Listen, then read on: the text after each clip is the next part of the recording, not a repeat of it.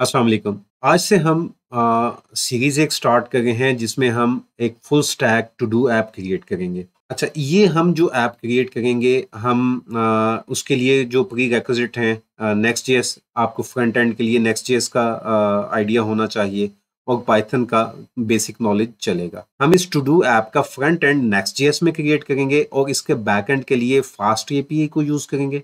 SQL model को use करेंगे और पोस्टग्रेसक्यूएल नियॉन एज अ डेटाबेस हम यूज करेंगे। चूंकि टू डू ऐप की क्रिएशन में डेटाबेसेस इन्वॉल्व हैं तो हम थोड़ा सा हमें आज की क्लास में हम डेटाबेसेस का इंट्रोडक्शन लेंगे कि डेटाबेसेस क्या हैं, कितनी टाइप्स के होते हैं और ये क्यों जरूरी है।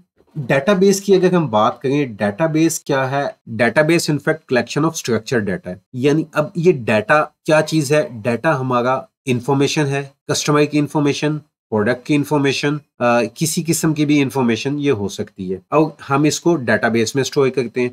अगर हम एक एग्जांपल लें, देखिए अगर हमारी कोई एक वेब ऐप हम डिजाइन कर रहे हैं, उस वेब ऐप के लिए डेटाबेस का होना इंतहाई ज़रूरी है। उस डेटाबेस के बगैर हमारी, अगर हम कोई ई कॉमर्स की वेबसाइट बना रहे हैं तो डेफिनेटली डेटाबेस के बगैर तो ये मुमकिन नहीं है, क्योंकि ई कॉमर्स की वेबसाइट के लिए हमें दो किस्म का डाटा हमारे पास होगा। अगर हम उस डाटा को कैटेगराइज करें तो पहली कैटेगरी है ऑनर प्रोवाइडेड डाटा, यानी वो डाटा जो डेवलपर या उस ई कॉमर्स की ऐप का ऑनर प्रोवाइड करता है यूज़र के लिए, जैसे प्रोडक्ट्स की इंफॉर्मेशन, प्रोडक्ट्स की कैटेगरीज, उनकी प्राइसेस, उनके फीचर्स, ये जो तमाम इंफॉर्मेशन है ये हमारी वेब ऐप पे शो करवाने के लिए इस इंफॉर्मेशन को हमें कहीं स्टोर करना पड़ेगा। तो हम इसको कहाँ पे स्टोर करेंगे? उसके लिए हमें चाहिए एक डेटाबेस। इस तमाम इंफॉर्मेशन हम डेटाबेस में स्टोर करेंगे। सेकेंडली, जो हमारे पास यूजर जनरेटेड डाटा है, यानी अगर ई कॉमर्स को ही हम देखें तो हमारे पास किस किस्म का डाटा यूजर से आ सकता है? यूजर जब साइन अप करता है तो यूजर की इंफॉर्मेशन, वो भी हमारे पास एक डाटा है। यूजर ऑर्डर करता है, वो भी हमारे पास एक डाटा है।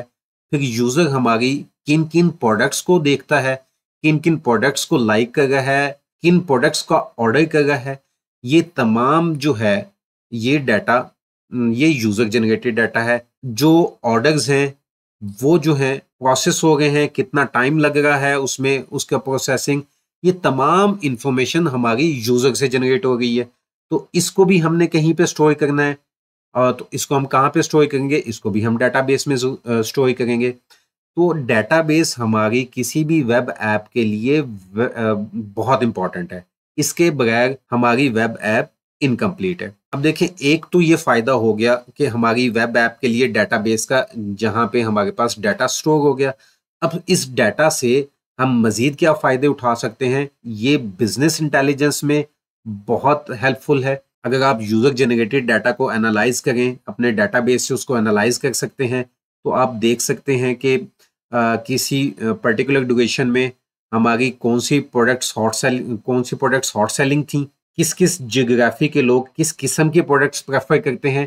तो इस बिजनेस इंटेलिजेंस की बेस के ऊपर आप अपने बिजनेस को इम्प्रूव कर सकते हैं। आप कस्टमर को उनकी इंटरेस्ट के मुताबिक बेहतर प्रोडक्ट्स जो है वो प्रोवाइड कर सकते हैं।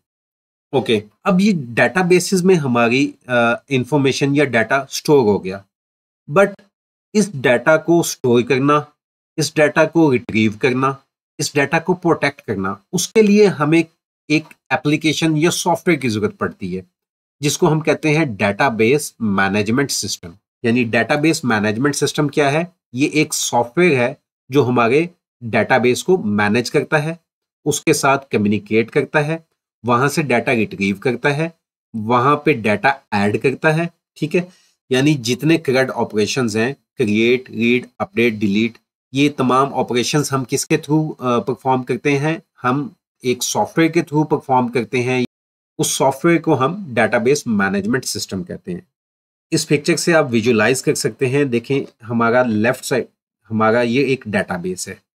अब इस डेटाबेस को मैनेज करने के लिए हमें एक सॉफ्टवेयर की जरूरत है, जिसको हम क्या कहते हैं? डीबीएमएस, यानी डेटाबेस मैनेजमेंट सिस्टम। ये डेटाबेस मैनेजमेंट सिस्टम जो है ये डेवलपर के साथ भी कम्युनिकेट करता है, इसके अलावा यूजर के साथ भी, और ऐप जो हमारी वेब ऐप है उसके साथ भी कम्युनिकेट करता है, और ये डेटाबेस के साथ भी कम्युनिकेट करता है। यानी डेटाबेस से ये इंफॉर्मेशन रिट्रीव करेगा, ये हमारी ऐप को प्रोवाइड करेगा, यूजर का डाटा डेटाबेस में स्टोर करेगा। तो ये बहुत सारे जितने भी डेटाबेस के साथ कम्युनिकेशन है वो सारी हैंडल कहाँ से होती है, डेटाबेस मैनेजमेंट सिस्टम। हम डेटाबेस मैनेजमेंट सिस्टम को ब्रॉडली दो कैटेगरी में डिवाइड कर सकते हैं। पहली है रिलेशनल डेटाबेस मैनेजमेंट सिस्टम, और सेकंड कौन सी है हमारी, non relational database management system. पहले हम बात करते हैं रिलेशनल डेटाबेस मैनेजमेंट सिस्टम की।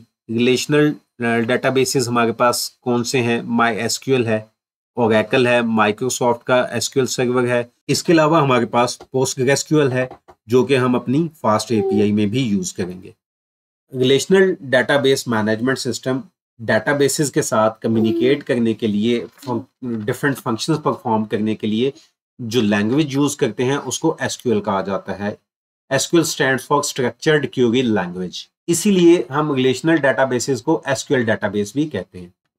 अगर हम पोस्टग्रेसक्यूएल की बात करें और कुछ मॉडर्न एसक्यूएल डेटाबेसेस की बात करें तो वो उसको हम object relational database management system भी कह सकते हैं, क्योंकि वो सिंपल डेटाबेस मैनेजमेंट सिस्टम जो कि टेबल्स, रोज और कॉलम्स के फीचर्स प्रोवाइड करता है, वो उसके अलावा हमें ऑब्जेक्ट इनहेरिटेंस और कॉम्प्लेक्स डेटा टाइप्स, ये इस तरह के फंक्शंस भी हमें प्रोवाइड करते हैं। अब हम देखते हैं कि ये रिलेशनल डेटाबेसेस काम कैसे करते हैं। देखें, रिलेशनल डेटाबेसेस में जो डाटा है वो टेबल्स की फॉर्म में स्टोर किया जाता है, और ये जो टेबल्स होते हैं वो रिलेटेड होते हैं एक दूसरे के साथ थ्रू प्राइमरी कीज। अच्छा, टेबल्स में लेफ्ट साइड पे देखें, हमारे पास एक टेबल है जिसमें student name, course, teacher name है। अगर इस टेबल को हम डिवाइड करें तो ये जो इसके कॉलम्स हैं ये हमारे डाटा के एट्रीब्यूट्स हैं, और जो रोज हैं वो हर रोज जो है वो एक रिकॉर्ड है। इसी तरह से सेकंड रिकॉर्ड और थर्ड रिकॉर्ड है।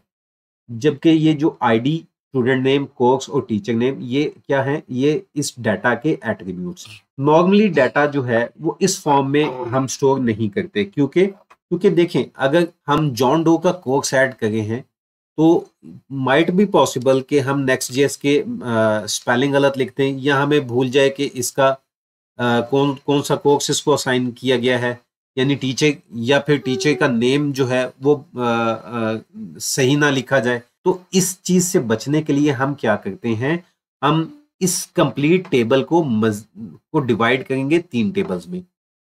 यानी स्टूडेंट का हम सेपरेट टेबल बनाएंगे, कोर्सेज का हम सेपरेट टेबल बनाएंगे, और टीचर्स का हम सेपरेट टेबल बनाएंगे। अब पहले अगर स्टूडेंट के टेबल की हम बात करें, स्टूडेंट के टेबल में देखें लेफ्ट साइड पे जो आईडीज हैं, ये आईडीज इस स्टूडेंट टेबल की प्राइमरी कीज हैं। कोर्स के सेक्शन में बजाय हमने कोर्स ऐड करने के, हमने क्या किया, जो कोर्स का हमारे टेबल था उसमें हर कोर्स का एक आईडी देख सकते हैं आप। नेक्स्ट जेएस का आईडी क्या है, 1, फास्ट एपीई का 2, जेन एआई का 3।